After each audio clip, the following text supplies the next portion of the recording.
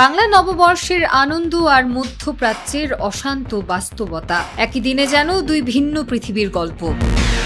বাঙালির এই রঙিন উৎসবের আমেজে ভুলে গেলে চলবে না, বিশ্বজুড়ে বিরাজ করছে যুদ্ধের ছায়া। মধ্যপ্রাচ্যে ইরান ও লেবাননের ওপর যুক্তরাষ্ট্র ইসরায়েলের আগ্রাসন নিয়ে ক্ষোভ আর বেদনার সুর স্পষ্ট হয়ে উঠছে আন্তর্জাতিক অঙ্গনে। একে একে বিশ্বের সব শান্তিকামী দেশ যেন সুর তুলছে ইসরায়েল যুক্তরাষ্ট্রের এই ধ্বংসের খেলার বিরুদ্ধে। প্রধানমন্ত্রী জর্জিয়া মেলোনির ঘোষণায় বর্তমান পরিস্থিতিতে ইসরায়েলের সঙ্গে প্রতিরক্ষা চুক্তি স্থগিত করেছে ইতালি। মধ্যপ্রাচ্যে বাড়তে থাকা সংঘাত, বিশেষ করে ইরানের বিরুদ্ধে যুদ্ধ এবং লেবাননে বেসামরিক মানুষের উপর হামলা বিশ্বজুড়ে ক্ষোভের আগুন জ্বালিয়ে তুলেছে।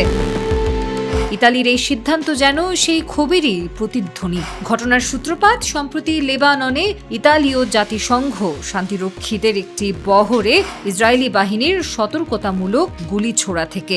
এতে ক্ষতিগ্রস্ত হয় একটি যানবাহন। প্রতিবাদে ইতালি ইসরায়েলের রাষ্ট্রদূতকে তলব করে। পরিস্থিতি আরও উত্তপ্ত হয় যখন ইতালির পররাষ্ট্রমন্ত্রী আন্তোনিও তাজানি লেবাননের সাধারণ মানুষের উপর ইসরায়েলি হামলাকে অগ্রহণযোগ্য বলে তীব্র নিন্দা জানান।